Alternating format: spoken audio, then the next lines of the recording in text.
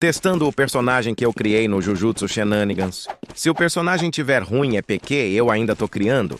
E me deem dicas para mim melhorar ele. O personagem tem só o Dash, o M1, o especial e uma skill. E eu vou estar mostrando agora.